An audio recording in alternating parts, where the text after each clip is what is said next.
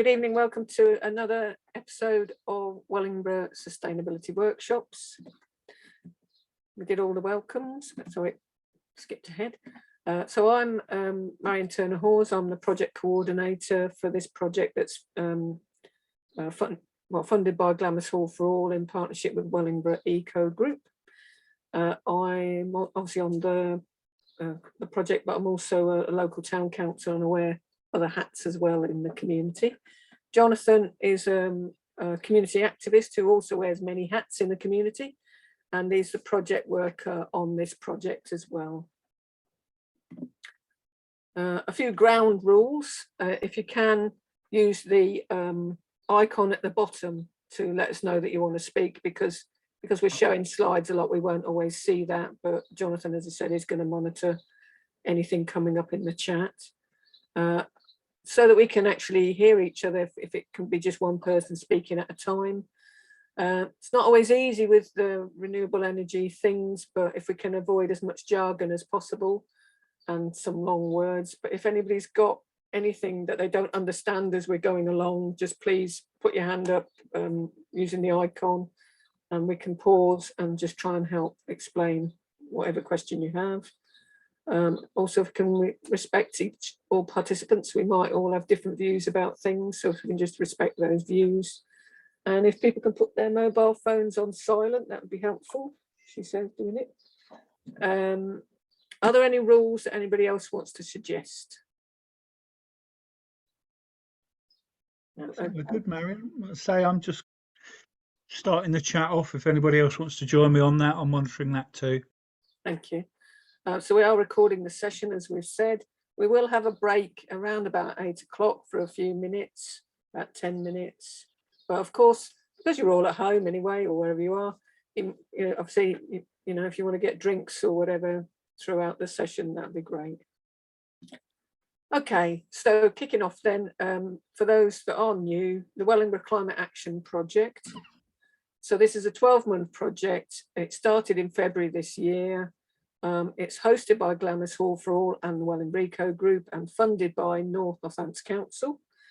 It aims to help all of us better understand the challenges around the climate emergency, to bring us together as people, business and communities, to help reduce the climate impacts and help us all transition to better and more sustainable lives and ways of working, and really come together to start to tackle some of these big challenges and some very practical challenges.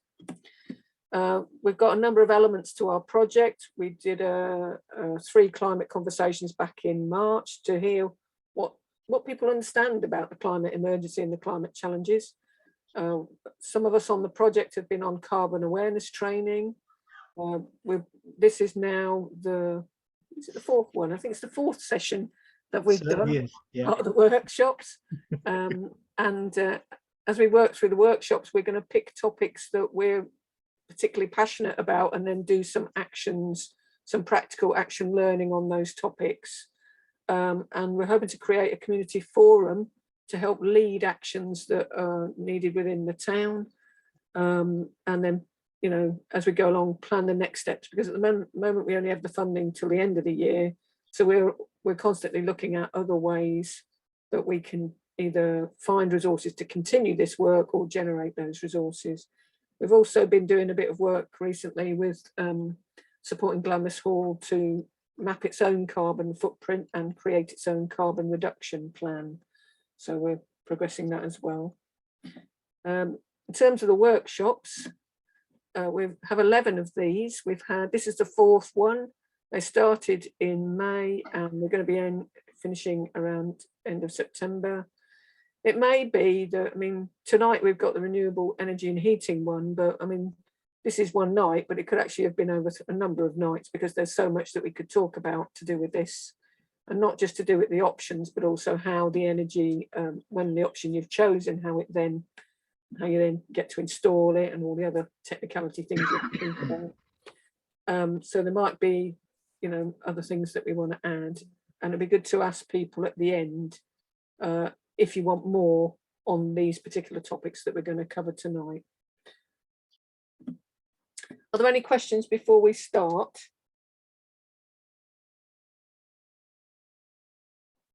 Oops. Nobody's got their hand up.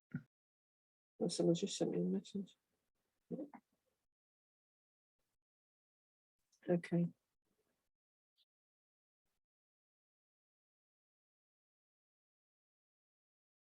Yep. Okay. Brilliant. Moving along then. So let's get started.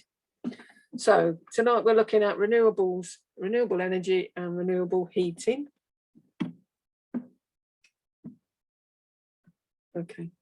So the aims of our session tonight really is to look at, so it's a bit of a quick run round renewable energy, what it is, the options, renewable energy generation, how that can save us money and save us CO2 equivalent, installing or connecting to the grid, storing energy, hearing about FITs and SEGs, and I'll tell you all about that later, your thoughts and ideas, renewable heating options, which we're going to pass over to Darlene after the break. Darlene's going to join us by sharing some of her experience around the solar power system that she uses, but also really more on the whole renewable heating options after the break, and particularly about heat pumps and other options as well. So that's a quick run through of our plan for this evening. So renewable energy and heating then. So this session we aim to learn about the renewable power and heating options and how these can help us all save money and our planet at the same time. Are there any questions before I kick off? Okay, renewable energy then. So this is energy generated from sources that are, hang on a minute, can't read this, are constantly renewing themselves, like sunlight, wind, water, and vegetation. Most energy used presently is drawn from finite sources like gas and coal, which basically once used would take millions of years to be replenished. To tackle the climate crisis, we need to move to more renewable forms of energy generation. So, okay, then start for 10.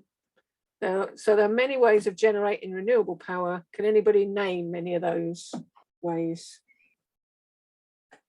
You might want to unmute yourself and do that. Do feel free to join in, everybody. Hang on a minute. Can you name any of the ways that we could generate renewable power? Darlene's not allowed to answer. Solar power. What sort of solar, Karen? What, solar energy? Yeah, but there's different sorts of solar. Solar PV. Solar PV, thank you. There's solar thermal. Solar, yeah, so that's solar thermal. What other ways of generating power are there? Someone's just put a list up. Yeah, you have to say one? Can you say one, Kevin? Should we take his next one, which is hydro? Oh, he's on now. Here we go. Oh, Kevin. Yeah, I'll go for the treadmills. Yeah. Treadmills. That's right. We need more people on treadmills. Well, that wasn't quite what I was thinking about, but I guess it Well, no one's going to say it, so I'll say wind. Hydro, wind. Anything else? Any other? There's another way. There's devices that they put next to motorways now, and they pick up the air pressure as a car moves by, and it turns something. So that's kind of in the UK. Yeah, but that's kind of wind, isn't it?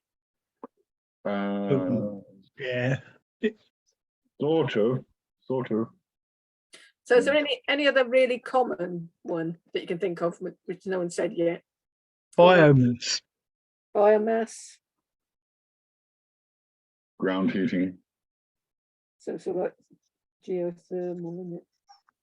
Yeah, geothermal. Anything else? Somebody said water. Anybody said water? Hydro. We said hydro, didn't we? Which is water. What's another one that kind of relates to water? I'm not going to tell you, Marion. Somebody else can say. What, steam? Well, I was thinking Tide. tide. That's it. Tidal. There you go. Well done. Yeah. Tide. Yay. So I'll throw in nuclear. Wave. as That's well. it. So Gail said wave as well. So that's tidal. Yeah. Yeah, nuclear is a good one. You didn't say the dirty N word there, surely. I think I did. I think you did. It's not really renewable, is it? Because it's from a fuel on it. Obviously, Yes, but if you get a fast breeder reactor, you create your own fuel. Okay. Moving along from nuclear. Oh, we're not fans of nuclear then? it's not. I'm definitely not, but that's a different story. Not on my presentation, but obviously people can, if you want to have your own. Domestic nuclear isn't so possible though, is it really? Well, actually, there is there is a form of it which isn't so far. It might be street based or village based, but I forget the name of it. But yeah, there is a form of it. I'll tell you if it comes to mind. Yeah, it's small something reactor. Okay. I've forgotten it, but Rolls-Royce are busy developing them in this country. Oh, right. Okay. Anyway, Yeah. that's good. So you've mentioned everything really, or most of it. So there's a few I've put down. I think there are a range of lots of things. I mean, and some of those ideas that people shared are almost derivatives of some of these things. So obviously we've got wind energy, solar energy, thermal from the earth. So, that image I'm thinking of, countries like New Zealand and Iceland where the water is bubbling up from the earth, but also you can have geothermal energy from anywhere really in the earth. Hydro from water flow, tidal energy and biomass plants. Another one I guess you could say was things like anaerobic digestion, which through a system you can generate power. But yeah, it's a good start.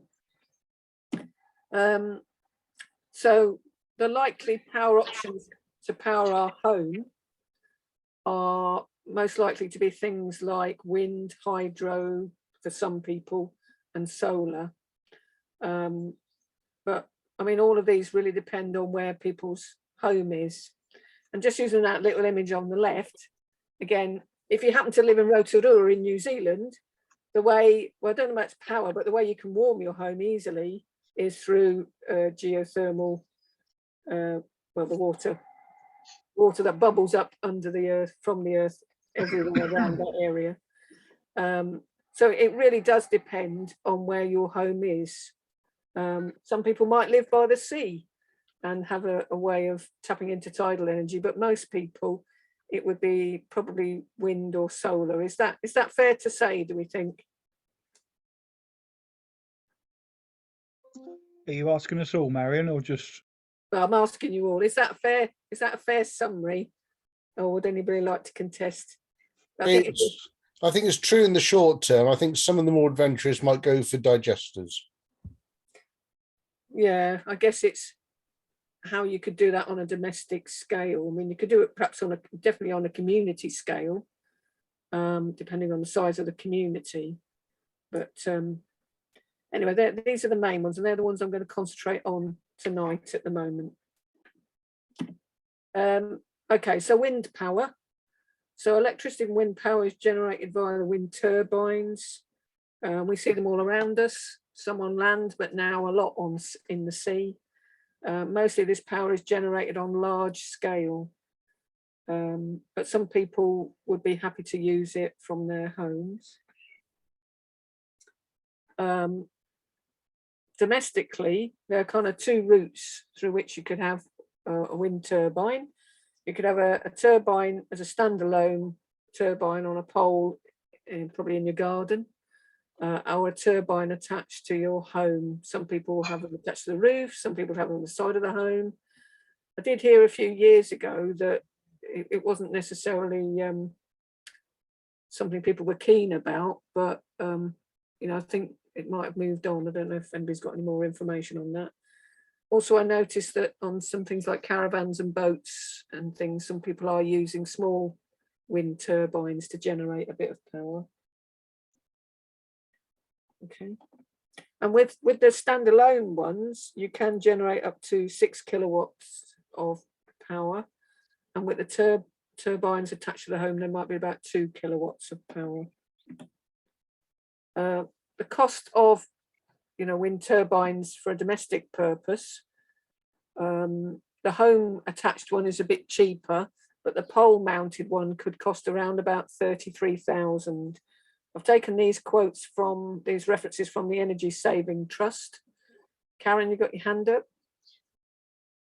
Yeah, I saw some YouTube videos where people were making them out of car parts, and they're very cheap to make.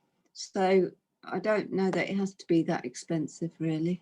No, and I think, Anyway, thank you for that. I want to sort of give a health warning with some of these figures, because I think so much it depends on what you're buying, where you're buying it from.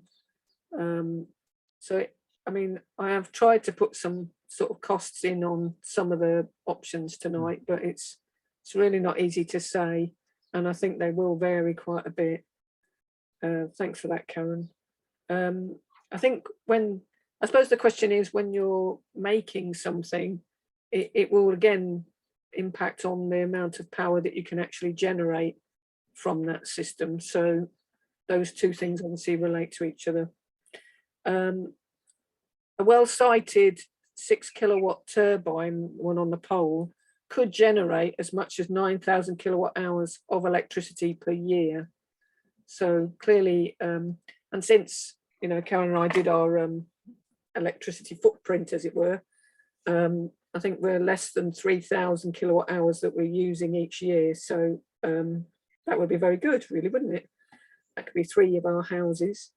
And the Energy Saving Trust believe that could save people about £500 a year on their energy bills, and about 2.1 tons of carbon equivalent emissions.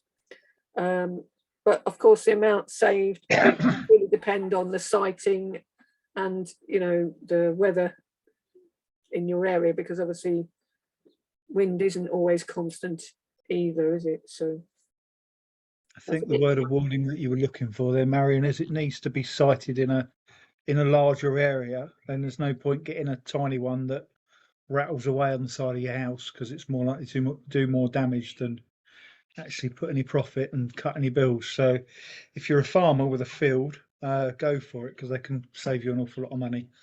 But if you're a homeowner with a small garden, it's probably not worth doing it, and perhaps a different way of generating renewable power is the way to go. I won't spoil your presentation. No, and I think it also is where, if you're a homeowner, even if you've got a small garden, it's where your home is. If you're in the bottom of a valley, then maybe that isn't particularly windy, then maybe that's not the route. But if you're on top of a hill, it could be an option. Anyway, I'm going to shut up now and let Greg have his say. The 33K is probably for a wind turbine rather than a windmill. So the turbines thing in the picture on the left, they're pretty highly engineered and big. So that probably explains the 33K. The £500 a year saving means it would take 66 years to pay back on 33K, which doesn't sound like good value for money to me. But anyway, the other thing, there are advances in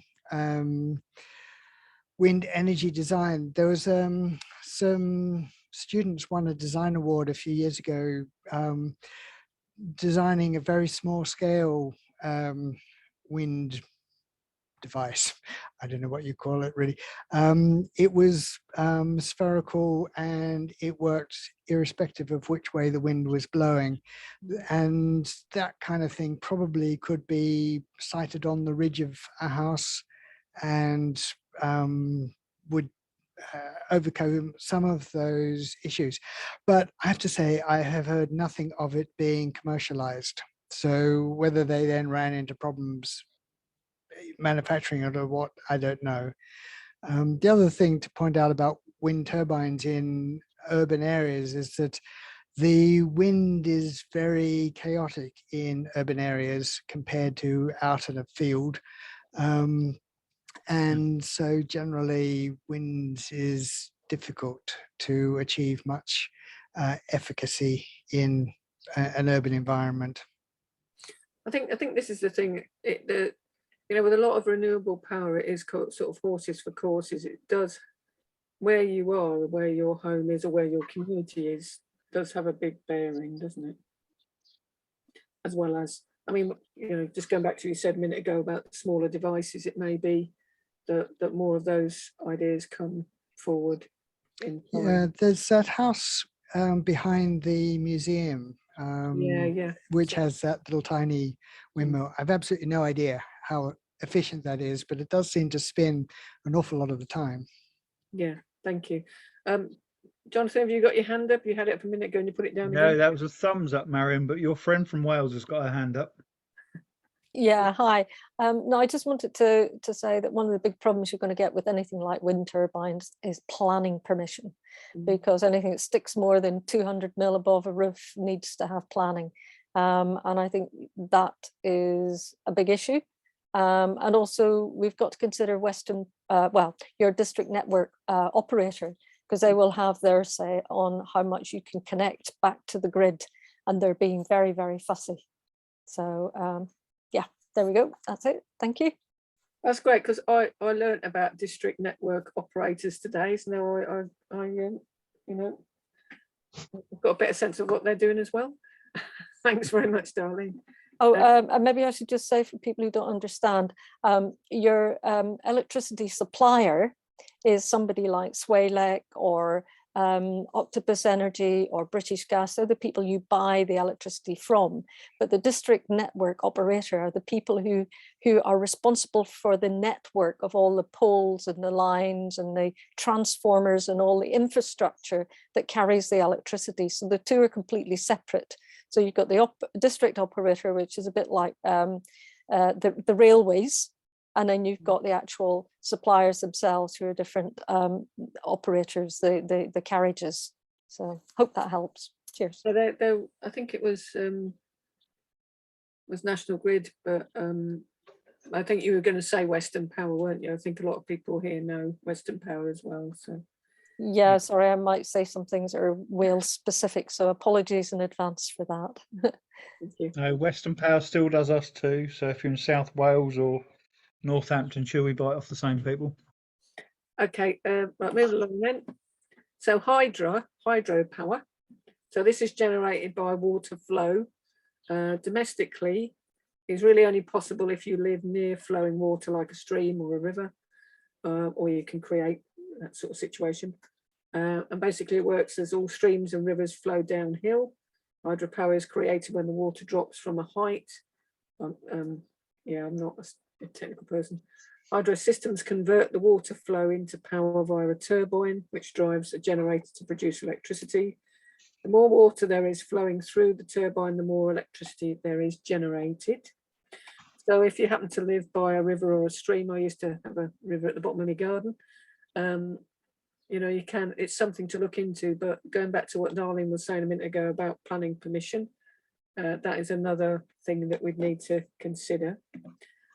Just carrying on the hydro, one of the good things, if you do happen to live in that kind of position, you can, and there's a good steady flow of water and a good volume of water, you could generate power 24/7. And that would cover most of your power needs for your home, depending on, if it was Buckingham Palace, it might be a bit different. So be aware though, that obviously, rivers and streams can dry up in the summer months. So obviously that's going to affect the amount of power you can generate. And again, having a battery system linked to that to store excess power, which you will have at different times of the year, could be a good idea as well.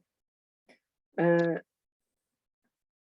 it's also something, Marion, that you can turn on and off. So for instance, if you've got lots and lots of wind power because it's windy, or lots and lots of sun, so you've got lots and lots of solar power, you can turn off your hydro, and then it can act as sort of your constant, if you like, to top up when it's not windy or sunny, for instance. So you can also use it as a battery. I know you said you can use it as a battery, but you can use the actual hydro as a battery by pumping it up the hill, and then let the floodgates out to sort of continue the power Yeah. if there's a lull in the other sources. And this is the thing. I mean, I'm talking about these sources of power generation individually, but you know, depending on where you live, it could be that you're able to use some of them together. But again, you know, we'll see how that goes. And of course, maybe you haven't got a stream at the bottom of your garden, but you might have a river flowing through your community, for example, with a good flow. And perhaps that's another option where the community can look at how it can generate power itself as well, and use that as a constant source of energy. It's not as easy or straightforward to do, but I think the move towards community energy will come more. Okay, and there's a few references there to the information that I got this, the sources I got this from, both from the Energy Saving Trust and from CAT, the Centre for Alternative Technology in Wales. Solar power. So this is the most common source of domestic renewable energy generation. I think that's fair to say. To generate solar power from the sun, you need photovoltaic panels or PV panels. These are often fixed on your roof.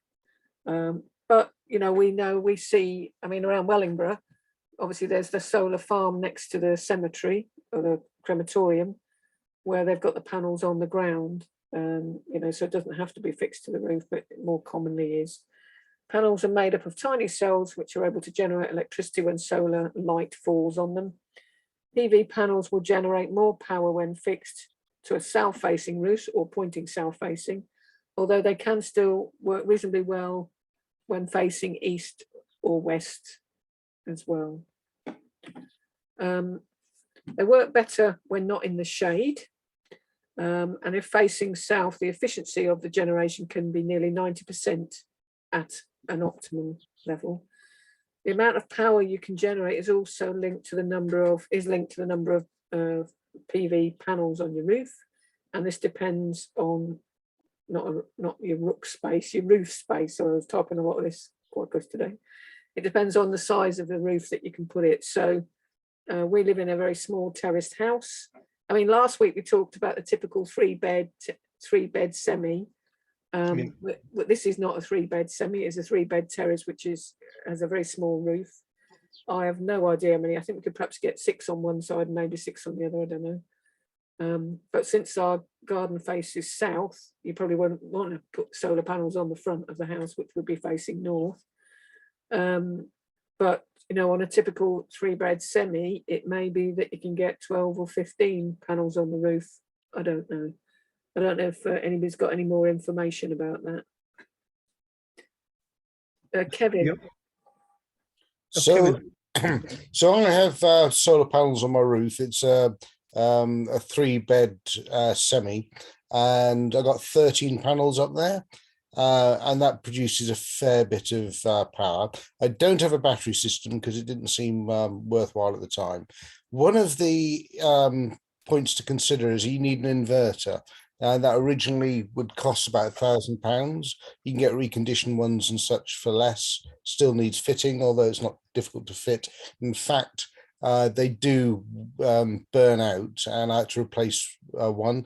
And I bought a reconditioned one and redid it. So you've got a continual thing that you've got a servicing cost effectively.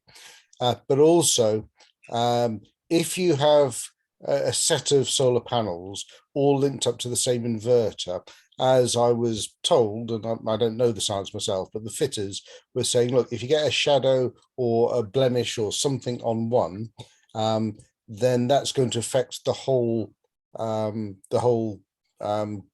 grid of panels you've got. So you wouldn't want to have one in shadow and the rest of not in shadow. That's actually going to be worse than having one less panel. Yeah. So I think the point is it's pretty technical. I think I saw a little film on YouTube a few weeks ago where it does, you know, how you put the system up and how you link them is as important really as that you put it up, I think. Greg, did you want to say anything?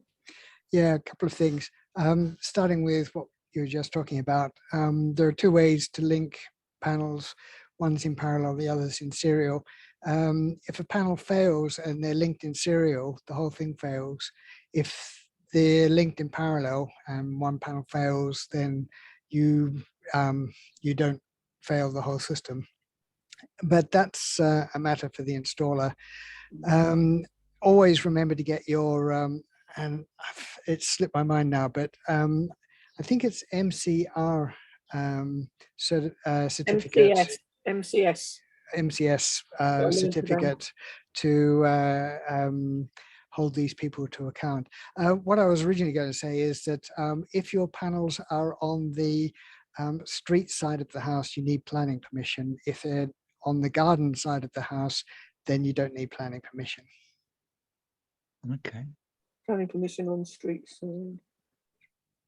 What happens if you've got a garden on both sides? You're just being awkward, Kevin, aren't you? Well, it's about being visible from the street. So if you've got a garden at the front and it's still visible from the street, then you need planning permission. Okay. I think Darlene's got her hand up next. Yeah.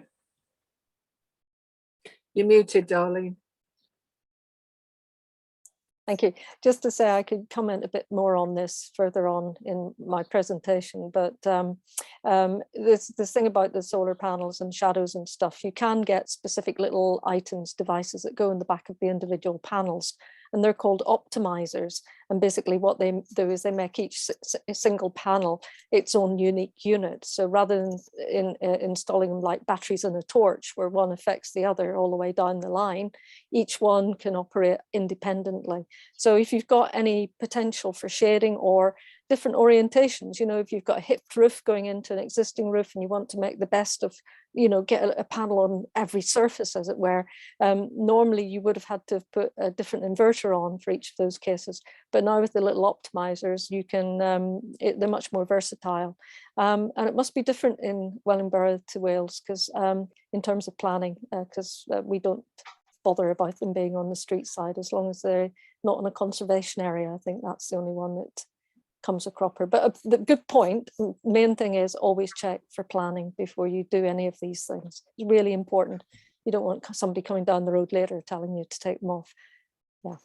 You can get multi-channel inverters as well. So if you've got, like Darlene's just said, a roof pointing in two different directions, perhaps you'll get the sunlight on one side in the morning and then on the other side. So it just switches the system.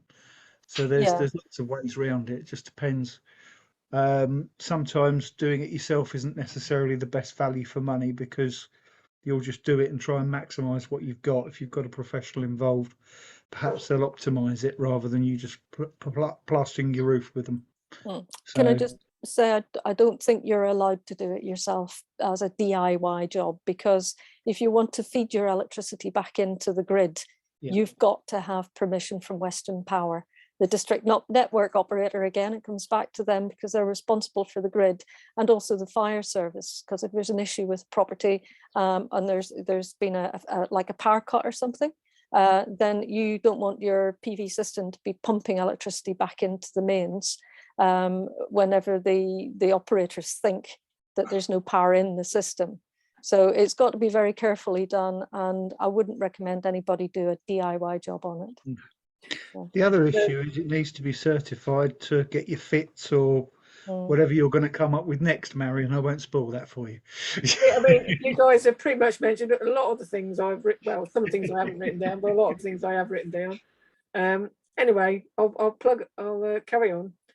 Thank you, everybody, for your contributions. So just coming back, obviously in the UK, the solar power panels would generate most power during March and October when the sun's higher, and can generate power other times as well, including when it's cloudy, but usually at a lower efficiency. I did have also, you know, the thing about do they work when it's cold? Yes, they do if it's sunny, but obviously the light in the winter is less strong, but you can still get some really good sunny days in the winter as well. PV panels generate DC electricity and will need an inverter to convert to AC, which is used within the home. So I've got a question with this one. If you are generating DC and you decide to have a battery system to use your excess, to store your excess power, would you want to convert the power that you're generating that's excess, would you want to convert that to AC? Bearing in mind that the battery is a DC Battery is DC, but then I think you're probably making it more complicated than it needs to be. It probably does need to get converted, like Greg or Darlene probably know an awful lot more, but you're probably either going to want to use it or feed it back into the grid, which needs to be AC. And then your battery is your backup. So you probably want to worry about that as a third thing to then convert it back into DC, if you know what I mean. Okay. Moving along then. So typical systems, if there is such a thing, contain about 15 panels and produce about 4.2 kilowatts of power, and they cost around about 6,500. So I got that from the Energy Saving Trust today. Solar panels are considered permitted developments, but you still need to check with your council about whether you can put them up and where you put them up. And clearly, Greg was just telling us about one of the issues that the council might have with the positioning of panels. You'll also need to register your new system with your distribution network operator, as Darlene was saying. Your DNO, but usually the installer would do that for you if you're getting the installer to do all that work. You'll need to have your PV system installed by an MCS certified installer to sell your power to the grid, and I'll come on to that in a bit more detail a bit later. Energy Saving Trust has created a solar energy calculator to help you work out things related to this. And I was doing a bit of maths about all this yesterday and today to work out, well, particularly in a minute when we come on to storage into batteries, and is it worth doing that instead of, passing the excess energy to the grid. So lots of calculations in some of this work, I think. Okay, I can't see the top of that title. Can we see the top of that title? Making the best of your energy system. So with solar power, the idea is to get the best out of the power that you generate, because it can be free energy once you've paid for the cost of actually installing all this stuff. You may generate a lot of power, but you may often not be able to use all of it because of the fact that it's only available during the daytime. Excess power can be stored to a battery system to use later, or sold to the national grid via the SEG agreement or tariff. And I'm going to come on to that in a minute, explain what that is. Okay, so selling your excess. Can anybody see that title at the top? Selling your excess to the grid, I think it might say. It's perfect, Marion, Yeah. Up until recently, you were able to receive a FIT payment or feed-in tariff payment. This was paid for all the energy that you generated, as well as any excess that you didn't use.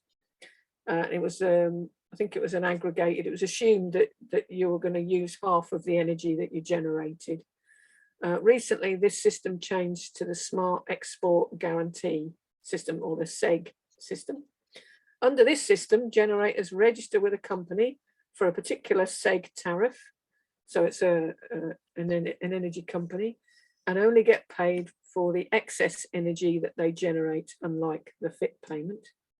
All suppliers can throw in other things to that package, that tariff package. Some suppliers are charging or paying a certain rate as part of their tariff, but they also provide a battery storage system. And I think it was mentioned that I think under Octopus Energy, they've got an arrangement with Tesla and another company about using their battery storage systems as well. You can be paid as little as 1p per kilowatt hour, or up to something like 6 pence per kilowatt hour. So that's the sort of range. And actually, in reading all that stuff yesterday, I realised that, you know, all the tariff stuff that we've just had around energy that we buy has now moved into that same land with this system around energy that we could generate. So there's a lot of different packages available from different companies, and they're variable packages, they're fixed term packages, they're packages that last for a certain period of time. So reading all of that, it just obviously it's echoes of all the systems that we have been experiencing around buying energy from companies, and now it's coming into that land around generating energy as well. That's fair to say, I think. So to set up for a Seg tariff, there are some criteria that you must meet. So this goes back to what Dee was saying a minute ago. So not every generator is going to be able to do this, but you must generate no more than 5 megawatts of capacity through your system. Your meter must be able to provide 30-minute exporting electricity readings, i.e. it's probably likely to need to be a smart meter, and a smart meter generation 2, I think they're called, I was reading about yesterday. Your installer must be a micro generation certified installer, so an MCS installer. So in other words, if you want to be able to sell your power back to the grid, you're going to need to basically not do it yourself, really. The Seg tariffs can be varied as electrical supply packages and there's lengths, so be aware. Are there any questions on that part of the, or anything anybody wants to say about, was it smart?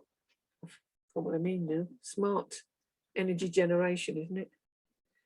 I think you're going to sort of go into what Simon was saying later, but he's got a slightly different issue that he could never qualify for FITs. So in effect, he's been doing SEGs, if you like, with Octopus since he's had them, and he's had them for a few years now. Simply because I think he installed his own inverter rather than getting it all done as a set and being certified. I think So the other thing, careful. Thank you for reminding me about that, Jonathan. The other thing when I was reading about these yesterday is that some companies, like Octopus Energy and maybe others now, I don't know, but some companies are, they will pay higher rates for the electricity if you're generating it, or that they can use it at the peak time. So you might provide it at a quiet time for you, but you're generating it that they can use at a peak time. So the packages as part of the tariff could be multi-dimensional in terms of the thing that's on offer. Anyway, I mean, and Simon shared some good insight in that, and I'll read that out. Well, have you got that to read out, Jonathan? I have it, but are you going to read that out for us? I'll do that in a minute. Yeah, if you like. Yeah, I thought you were going to do slide. Yeah, That's cool. yeah. Well, I'm not finished yet, but I'll give you the nod when you're ready.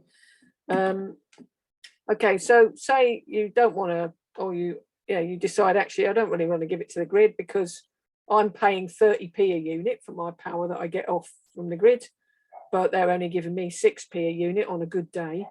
That's not really value for money. I want to make the best of all the energy I'm generating. Now, so the ideal when generating is to use it yourself, either at the time of generation or later.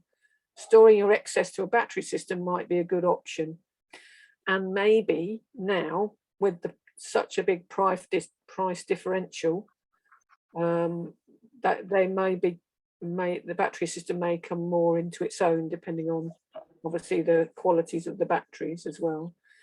There are various products that are available. I've listed a couple here, well, a few here, and there are others, but there's various products that are available, and some and installing those, it's also making sure that you're clear about where you're going to put them and how they're going to fit into your home. The batteries can range from storing about 1 kilowatt hour of power to 8 kilowatt hours. It's a good idea to look for obviously the longest lasting batteries. Where I read it was talking about lithium ion batteries, but I remember when I was looking at a portable battery system a few weeks ago, yeah, there are really the adage that not all batteries aren't equal is very true, I think. Dee, did you want to say anything about this?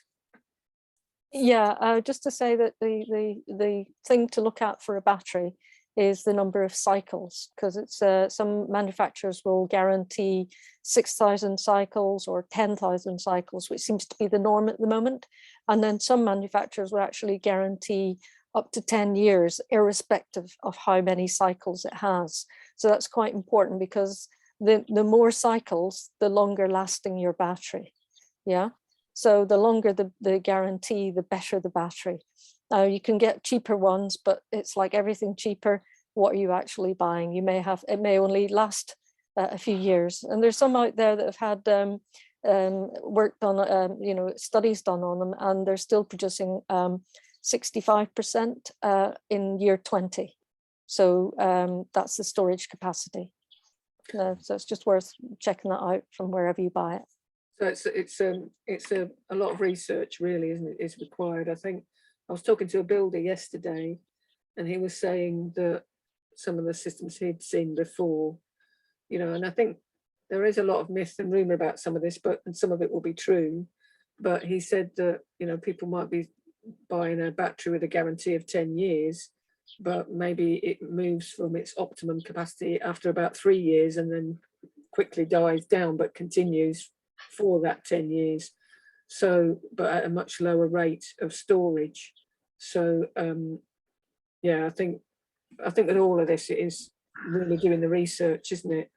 I think a lot of care needs to be taken, because it could be an area of future scandal, because at the moment it's really not regulated. And anybody can go out and install batteries. Any electrician can go out and install batteries. And some of the, as you mentioned earlier, Marion, the battery, do you have an inverter that changes the DC electricity off the roof into AC to be used in the house, and then it's changed back to DC to store it in the battery? And you have a particular interface that does that. And sometimes that's made by a different manufacturer to the people who've actually made the battery. And you can have mismatches and problems between those two components. And if you're not careful, one might say, well, the problem's nothing to do with me, I didn't make the inverter. And the other might say, well, it's not my problem, I didn't make the battery.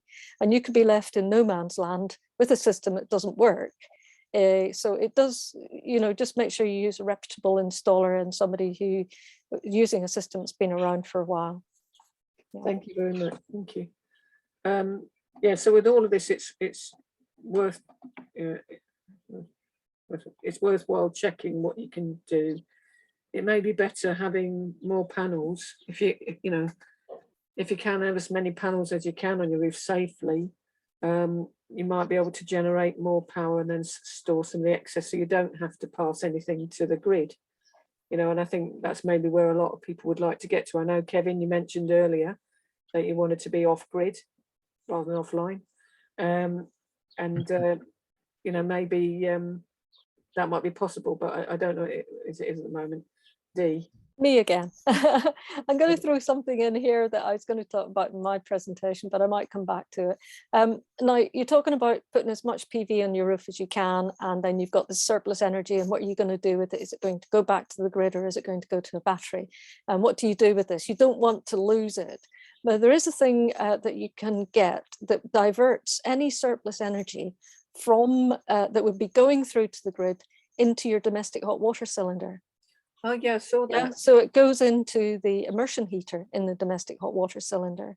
And especially at this time of year, you know, it's a no-brainer, because your boiler then doesn't have to come on at all. But it is a problem if you've got a combi boiler. So it only works for people who've got domestic hot water cylinders. But that's regarded as a water battery. And sometimes you can do that with heating. When you're doing a heating system and you've got a thing called a buffer vessel, which is a reservoir of water for your central heating system, you can do likewise. You can dump the surplus electricity into the water reservoir that's going to feed your heating system later in the evening. So I'll leave it there for now. Thank you. I did see about that when I was reading earlier on, and so actually there's a number of things to think about with these whole systems, isn't it? And basically the various tactics that you can deploy to make the best use of the energy that you're generating. Harry. I just want to say I've got the same arrangement as Kevin. I've got 13 panels on the roof and I've got a battery. I'm just looking at it now. So we've had a sunny day. It would have charged up by lunchtime today. And I'm running off the battery at the moment. So 75% of the battery is still left. And generally speaking, in the summer, the battery will power all that we need until bedtime. And the only thing it won't do is any sort of overnight washing machine stuff that we run off peak. Yeah, that's it. Can I ask why it won't do that? Is it the battery's not got enough power to be able to run that? Well, the 13 panels will generate sufficient for a 3.7 kilowatt hour battery array, and it can't discharge at a sufficiently fast rate to run anything like a 3 kilowatt washing machine. So it will contribute to it, but it will also need a bit of mains electricity. But generally, sort of watching telly, working on a computer, that's just a kind of trickle input, and the battery will provide that. Yeah, thank you very much. Greg, did you want to say anything? Yeah, that business of linking a combi boiler, I chatted to a heating engineer about that, and he said one could do it by treating the tank as a zone. Normally, when you're heating a building, rooms or bits of the building are zones, but he's saying, yes, but also the tank itself is a zone. So you just set up your control system to account for the tank as a zone. So you can do it with a combi boiler. Oh, Yes, you can, but it's not, you know, people have to think where they're going to put the cylinder, which is another thing. So, yeah. Yeah, there's also the question of if you're putting panels on your roof, particularly if you're going to do solar thermal, can your roof actually bear it? I think those of us who live in old houses, there shouldn't be a problem because the roof tends to be over designed. But with modern houses where the roof is really minimally designed by an engineer to take the design loads of a roof, if you like, the added weight of panels might be a problem too. So, yeah, where are you going to put the tank? Can the structure of the house support where you want to put the tank? And indeed, can the house actually support the panels? But you need to talk to architects or engineers about those kinds of issues. Okay, I'm mindful of the time. This has been brilliant, actually. I could have written about only a quarter of this, couldn't I? And it would have been fine. Just to say something about community energy generation, I didn't really get to say much about this. Dee told me about some places in Wales that are doing this, and I need to really follow up on that. But I think for me, you know, at the moment, obviously a lot of the big power companies are playing a role in generating green energy, and the amount of renewable energy that is now part of the energy mix for our country obviously has increased quite a lot in the last 10 to 15 years. But for me, the concern is that the prices will still stay high because those companies are not necessarily paying what it costs them to generate that power. They're still, obviously they're selling that energy on the global market, and they're going to get what price they can for it. So one of the things that is open to us, because I mean, part of this, we haven't really talked that much about costs for these systems, but they're not cheap at all. And many people in our community that really need to be able to access, as it were, almost free energy are the ones with the least financial power to buy those systems.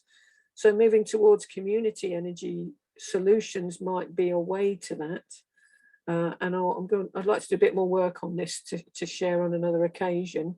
But I've put a link up to the Community Energy England site, and obviously there are many other examples of community energy generation going on in the country, as well as legal arguments going on through the Commons, House of Commons, about, you know, giving people more control to do that. Yesterday, actually, I also heard about an organisation called Solar Together, who are helping communities. They work with councils in, I think it's in Great Britain, and they work with councils and are putting forward group buying schemes where people are buying their own domestic solution, but they're doing it as a group. And I'm still to check out more what Solar Together are claiming, etc. But there's quite a few councils that they've got listed down. Unfortunately, none of them are in Northamptonshire, but hey ho. But it may be so. So, Mr. Greg Haynes, I'm pointing you in in your direction to mention to your colleagues at Northants Council, and to check it out, because I heard about it from a friend that lives in Market Harborough, where the council are there asking people if they might be interested in a joint buying scheme. And you can buy both solar panels, batteries, and even EV charging points as a package. So you can have one or all three. But I mean, I'm just mentioning it. I'm not recommending it, because I think, you know, anybody would need to investigate that for themselves. But I don't think as individuals it's something we can access unless our local authority is partnering that. But again, I want to find that out. So I'll probably be giving them a phone call. The other thing on that, Marion, is that some people sign up to things called energy cooperatives that do the same sort of things, where they can pay into a cooperative that can build like a few wind turbines or a solar array, and then they can share sort of the power from that. So that's another model that is more common sort of in the southeast of England, I believe. Sorry, the southwest of England than it is up here. Greg's got his hand up. Yeah, just on what you were saying, Jonathan. So the two things I'm showing here is that, you know, community energy generation is one option, where we're using a mixture of larger, more collective energy generation solutions. Or the other one is, you know, is it's still domestic, it's still personal, it's still individual, but you're buying it, you're basically trying to get a better price for it because you're buying it together. Okay, Greg, so did you want to say anything? Yeah, I just wanted to say this company, Solar Together, or cooperative, or whatever it is, was mentioned to me the other day. And you're right, we're not part of it. I'm not too sure of the reasons why not, but I could find out. But the idea is attractive to buy in bulk for multiple local authorities to buy in bulk is quite a good idea. But with that comes the timing issues and the resources to install all that sort of stuff. Yeah, I think that's part of the speccing process that they do. But anyway, it's worth having a look at, because there were some good ideas in there. So I'm just going to move along. Okay, so Right, and on that positive note, yeah, so thank you very much, everybody. And we're going to have a 2-week break now. So we're not here next week, but we're here the week after. I think we'll be looking at carbon footprinting and various other things about understanding our impact on the climate and the planet.